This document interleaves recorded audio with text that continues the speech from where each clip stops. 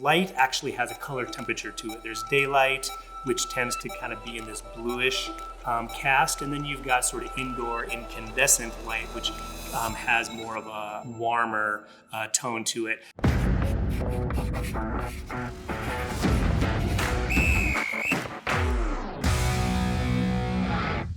Hi everyone, thank you for joining us today. My name is Marietta Companie and I am with Movement Mortgage. Today, for our Coach on the Clock, I am joined by a special expert. He is actually our marketing director here at Movement Mortgage, a la the Movement shirt. I know a lot of you thought we were giving those away to anyone who showed up, but no, you have to work here.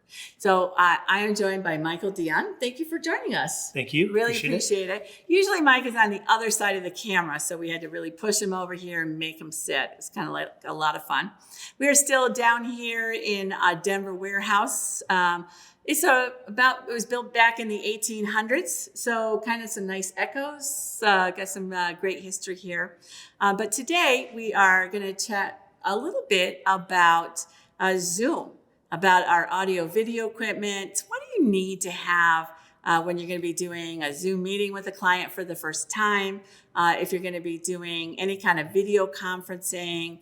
A lot of times we're meeting out-of-state buyers really on Zoom. So we want to make certain that we're coming across at least correctly. I mean, you don't want to look all, just completely whited out. Or in my case, I always seem to look orange. I know it's not a political statement. It's just the color that I look. But we also want to make certain that we're coming across extremely professional.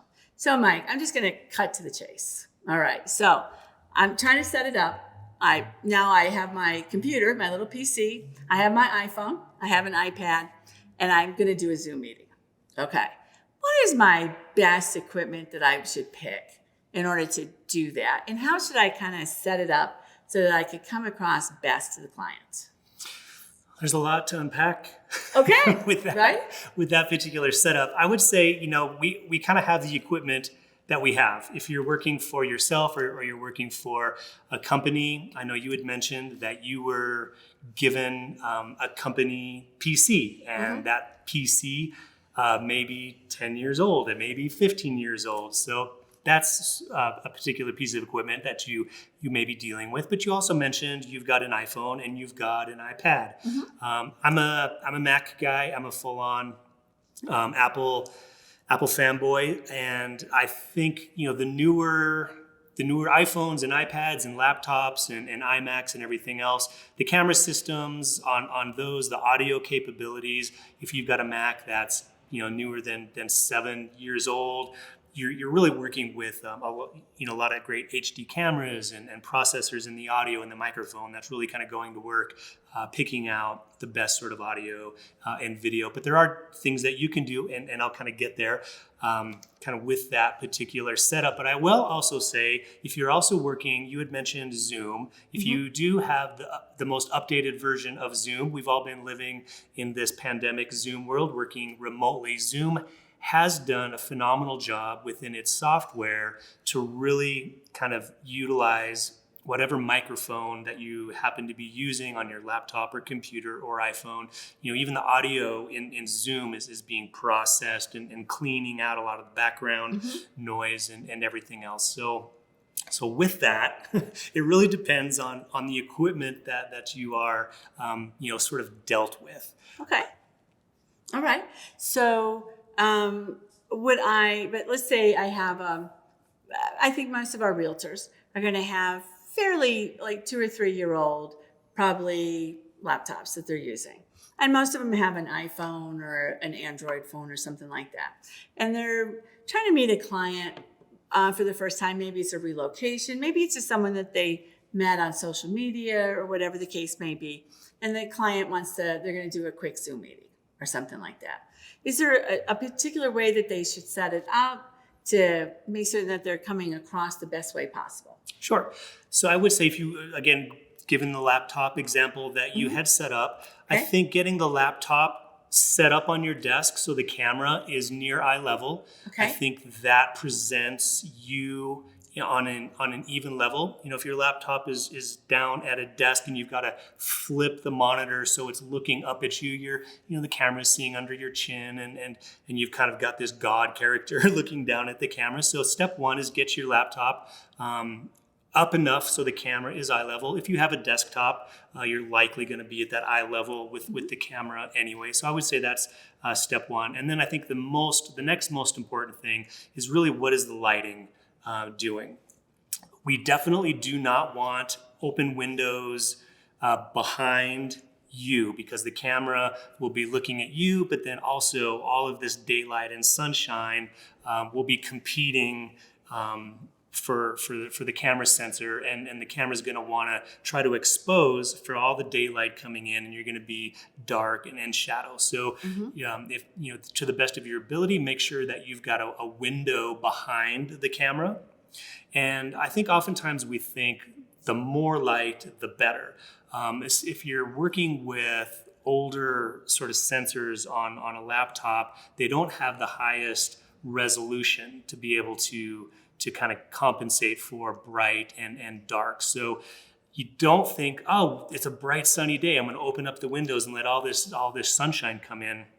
Your camera on your laptop may not be overwhelmed. So soft light is always better. So if you do have silks or shades, soft subdued light coming in through your windows is going to give a nice even exposure on your face. You're not going to be all overexposed and white and everything else. So from a lighting perspective, soft diffused window in front of you. Now, if it happens to be dark or overcast, well, then we're going to potentially need to turn on some office lights, and ideally these overhead fluorescent lights don't always look that great. Your computer may turn you orange, it may turn you blue. You're not really sure what the light temperature your camera and your computer is going to think these fluorescent lights are dealing with. So ideally you've got lamps or things floor level that you can turn on. I know you have some other questions about light accessories. No, that's okay. Yeah, no, that's good to know. I do. I think we were talking before about how my idea was to always get as much sunshine as possible, and you have changed me. Yeah, I now have been changed, and I now know, no, you do not need to be like you're going to the beach. It's quite all right. Get some subdued lighting. Got that. And it definitely has made it a lot better, I think, especially for the people who have to watch it. So, got that. Now, microphones, headphones, anything there that we should be aware of?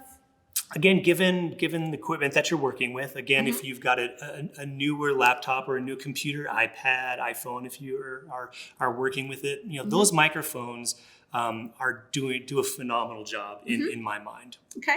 Just let alone, and again, Zoom, the computer software within Zoom does a phenomenal job of enhancing your voice, diminishing the background noise, unless of course you've got a significant other cooking in the kitchen 30 feet away. That's going to come across, and there's not a whole lot of microphones going to get rid of that. So that is what it is. But if you've got a fan or air conditioning or something like that, it will diminish all that background noise. But most importantly, it's going to pick up and enhance what you are saying to your client or whoever it is you're communicating with.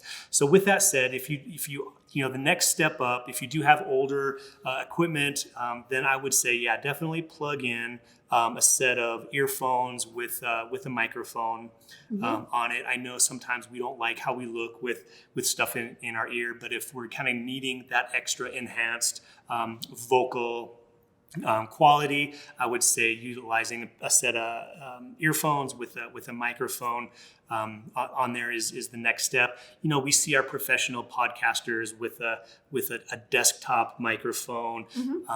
If you're technology savvy to get some of those podcast type microphones and set in and plug into USB ports or whatever on your particular system, that's taking it up to the third tier level of definitely enhancing your quality and getting that deeper, richer voice. But that may be overkill given what we're talking about today.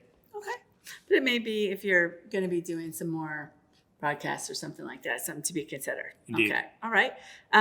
Is there a particular, if you were out shopping for something, is there a particular, we had talked earlier about the lighting, because I think sometimes that can make a real difference if we're going to be doing a video call. And I know some of them will be Zoom, but some of them are not. Some people use different mediums to do the video calls with. Is it a particular lighting if we're setting up our home office or our area that we're going to work in that we should, I know you said a floor lamp, is there other types of lights that we should maybe consider when we're doing that? Yeah, if you're now reaching outside of what you have in your office or your living room or your sort of workspace at home and are actually going to purchase something specific, you can hit Amazon, you can hit B&H.com is a great source for audio and video supplies. And you can search for LED light. You see these podcasters with these ring lights, but in essence, what they are just an LED light of some source. The basic ones are going to have a daylight balance, and your cameras kind of have sensors. Light actually has a color temperature to it. There's daylight, which tends to kind of be in this bluish cast, and then you've got sort of indoor incandescent light, which has more of a orange, warmer tone to it.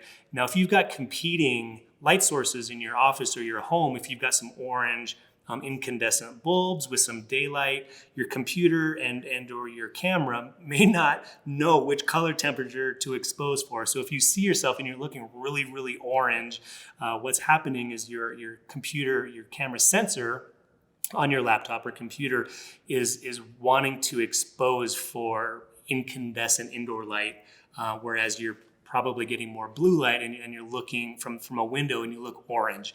So in that case, I would turn off your lamps, your incandescent light, and let daylight come in. Or if you're getting I'm rambling, we're talking about is purchasing a specific sort of LED, something you can put on a stand behind your computer or next to it that is specifically daylight. Mm-hmm. So if you've got some windows off, but you also want to enhance the daylight with an LED or a ring light, and there's a lot of these now that have popped up in the last year and a half now that we're all working remotely, and they tend to fall anywhere from probably $50 to $100 with stands and whatnot, but they tend to be dimmable, so you can you can make them brighter or less. But they come default daylight. But then if next step up, there is a switch where they can be daylight or even a warmer incandescent.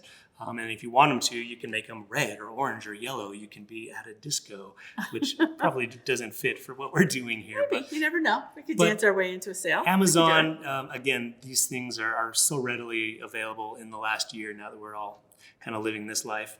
Okay. Well, I do. I think so. Yes, we are.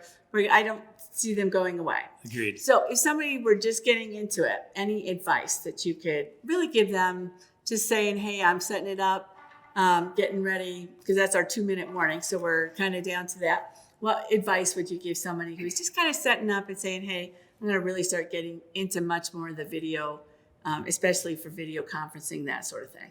If you're going to actually go out and spend some money, mm-hmm.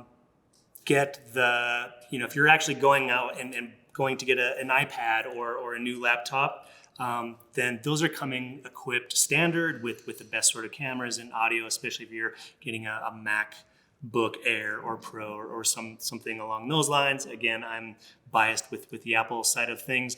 Again, get the cameras eye level, and if you're real estate and make sure your background is pleasing. I'm sure your impressions of having a nice tidy home. Make sure that's looking good, and you're already there nonetheless. But then if you are working with older equipment, you can purchase a little HD camera to clip onto your computer or laptop. That's an HD webcam. Again, $50. You can spend another $50 to $100 on some LED lights. So you're really not needing to spend more than $50 to $150 on accessories. However, if you're thinking of buying a new laptop or a new iPad Pro, I'd say go for it. You got my permission. Perfect. That's what I needed to know. I'll be contacting my boss to get the budget. All right. Well, thank you once again for joining us. I was joined by my coworker, Mike Dion. And if you have any questions for him, just go ahead and send those to me. It's Marietta, Marietta @movement.com. And I'll be sure and forward them over to Mike and get your responses for you. Thanks again for joining us for this week's edition of Coach on the Clock. We'll see you next week.